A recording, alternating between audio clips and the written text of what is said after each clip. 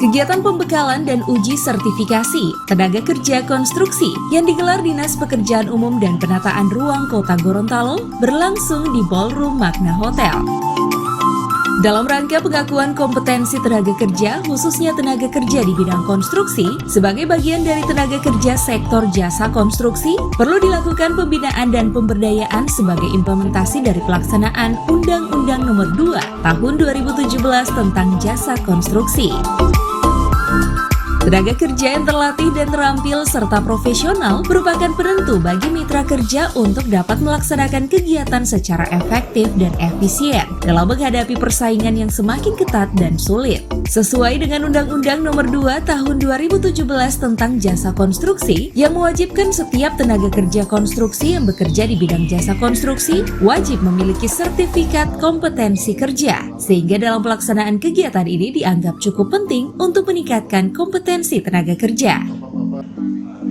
Oleh karena itu, melalui pelaksanaan kegiatan pembekalan dan uji sertifikasi tenaga kerja ini dapat meningkatkan pengetahuan dan kompetensi peserta sebagai tenaga kerja yang terampil dan berkompeten guna memenuhi kebutuhan tenaga kerja di bidang konstruksi. Berjumlah 144 orang,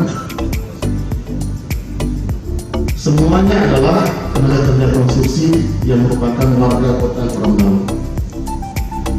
Waktu pelaksanaan pada hari ini diawali dari pukul 8 sampai dengan selesai.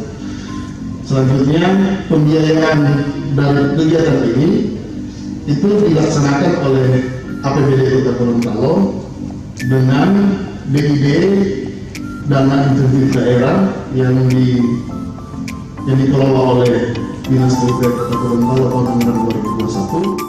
Yang penting apa? Menurut saya bukan ahli juga, maaf ini validasi PUPR.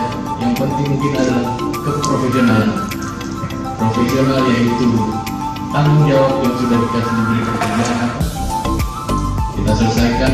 Misalkan diberi deadline hari itu tepat waktu kita selesai. Baru santai, baru rebahan. Profesional dan tanggung jawab itu aja. Dia bilang sama kok makannya, makan nasi juga, makan sayur juga. Iya benar, oke.